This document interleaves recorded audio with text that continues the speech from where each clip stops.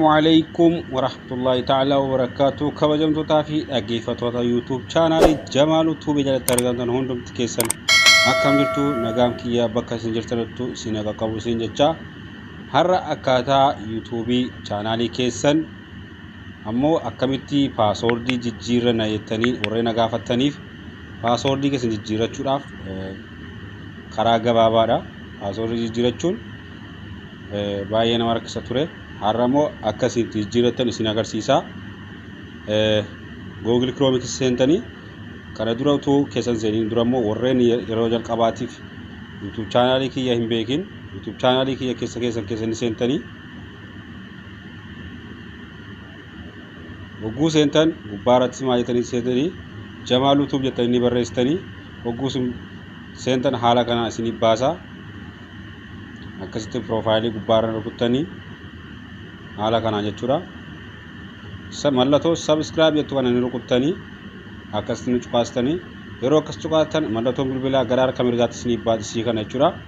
Ishii kana yeroo tokko gadi cuqaastanii sanaan booda mallattoo all jettu kana irra keessanii viidiyoon hanga dhiisu battalumaan isin qaqqabuu danda'a jechuudha. Daqiiqaa tokko tun turin haala kana irra keessanii jechuudha. Viidiyoo kanaan dura dabarsee kana jala jira. Bakka viidiyoos jettu seentanii akkana gootanii jechuudha. Kanan dura kana gara gadii kana jira daawwachuu ni dandeessan jechuudha. Har'a amma mee gara viidiyootti isin dabarsa. Subscribe gochuun ni sinaa isin jedha, share like gochuun irraanfatina. Mee amma keesseen isin agarsiisa. Google Chrome keessa yeroo seentan haala kana isin baasa.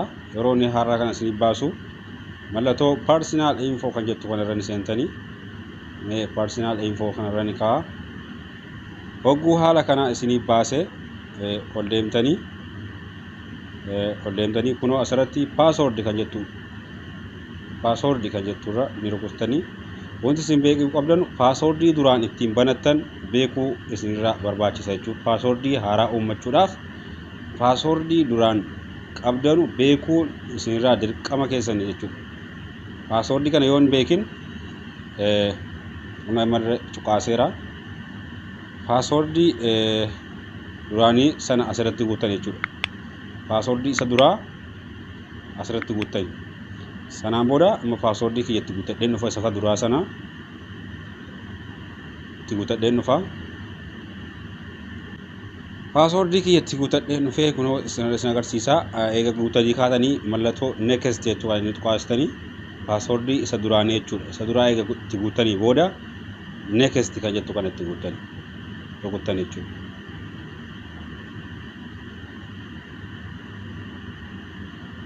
Hogguu akkana paaswordii isa duraanitti guutatanii kaatanii booda gara kanatti isin dabarsa.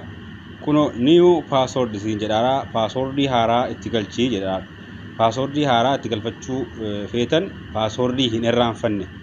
Gonkumaa paaswordii yeroo jijjiirrattanu paaswordii keessan irraanfachuu hin qabdanu. Emailii keessanii paaswordii keessan eega YouTuberii taatanii paaswordii keessan irraanfachuu hin qabdanu. Paaswordii haarawaa asirratti guutanii eega asirratti guutanii kaatanii ammas gadi dabarfattanii asirrattis isuma gara oliitti rukuttan isuma gara oliitti guuttan asirrattis ni guuttan jechuudha.